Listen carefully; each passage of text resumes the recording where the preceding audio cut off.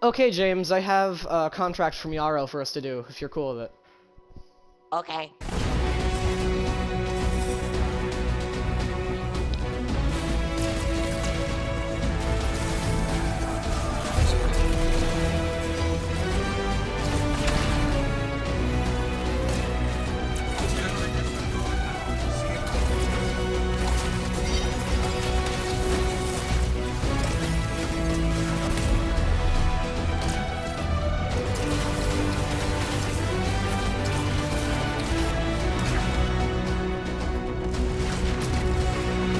Oh, that hurt. Alright, now that that's done, maybe we should do a stronghold. I think the Heart of Rage, it's pretty tough, but we should be able to do it. We're gonna die. Yup, definitely. Wait a minute! I didn't sign up for this! I did not agree to this!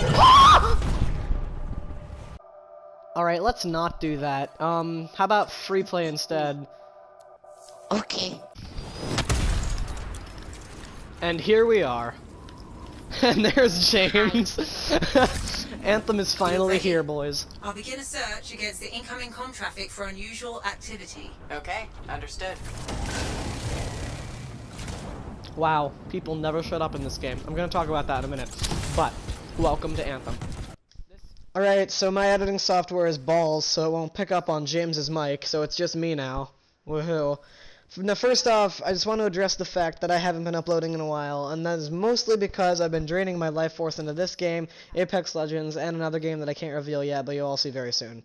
Anyway, enough channel stuff. I know what you're all asking. How's EA's newest disaster going? Well, my answer is just fine, actually. Now, wait a second, put down your pitchforks, I know, but I'm not the Antichrist for liking an EA game. It's not even an EA game, it's made by BioWare. And as long as we burn Andromeda at the stake and forget it ever existed, they're a pretty solid company making single-player story-oriented games. Oh, crap, I get it now.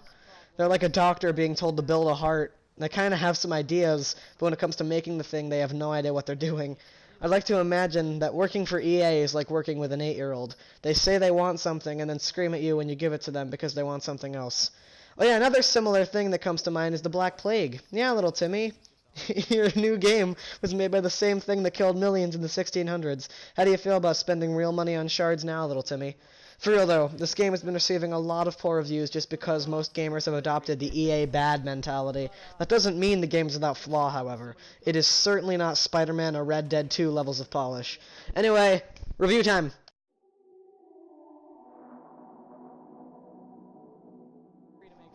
The game's story is best described as meh. The characters are generally dry, only one or two are actually likable, those being Owen and Bryn. The villain, the Monitor, whose concept name was Screen, gets the job done, but isn't really intimidating. The game also doesn't really well establish the stakes, it just sort of says people will die if we don't win.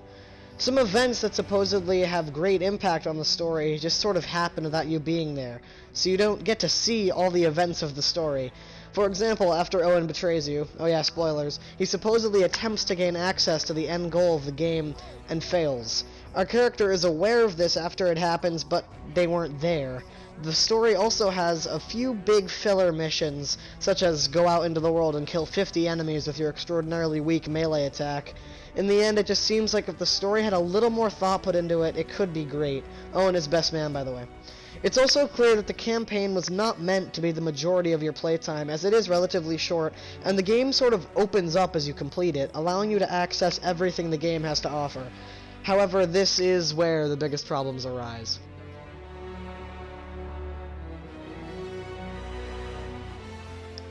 Now, I might go on a bit of a tangent, but I'm just a random kid and I love this game.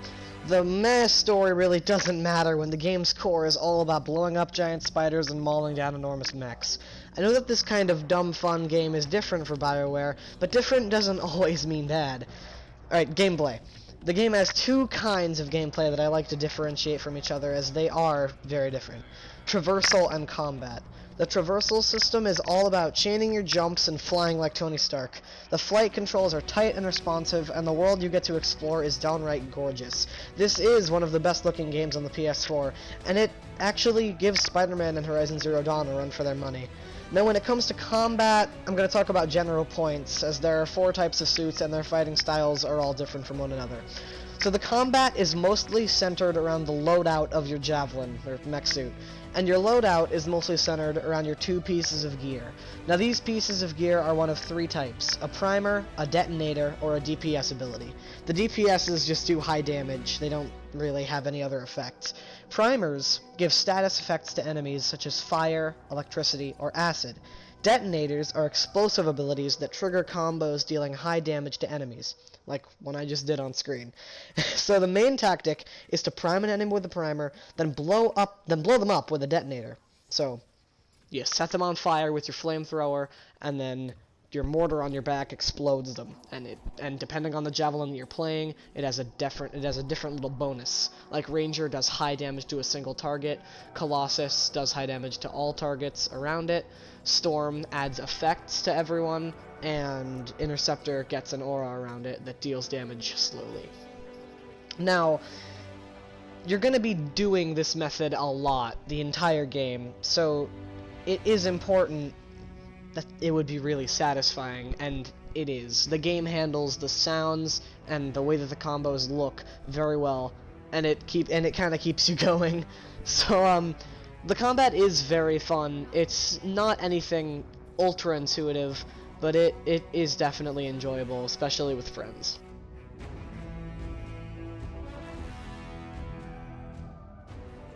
Alright, so when it comes down to endgame, the game sort of makes promises that it can't really keep. It claims to have massive possibilities when the endgame consists of playing the same 3 strongholds over and over and doing repeatable contracts, and it gets stale pretty quickly once you reach the top of the loot pile. However, me and James have been playing the game since launch, and we're still pretty far from that loot ceiling. The quests do have a set amount of different variables that can happen, like stopping a Strider that's broken down, and stopping the Dominion from waking a giant beast from underground. There's like 20 different events that the game just puts in different orders and slightly tweaks to make the missions that are repeatable in the endgame. However, this isn't as repeatable this isn't as mundane as you'd think it would be, as you have 4 different javelins, and the builds that you can make each give a different spin on the same missions.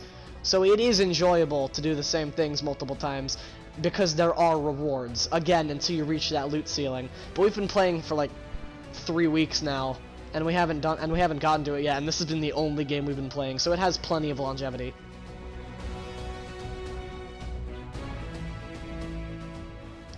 Despite all the issues, the game is a blast. It really shines when a group of friends are in perfect synergy, and everyone's abilities perfectly bounce off of everyone else's. So, even though all the issues are there, the game is extraordinarily replayable, and just a great time if you have friends. And if you don't, it's still fun, because you get randomly matched with people, and you still get to play the game. So, it's great for loners. Anyway, I give the game a 4 out of 5. BioWare isn't dead yet, and I can't wait to see what else can come out of this game.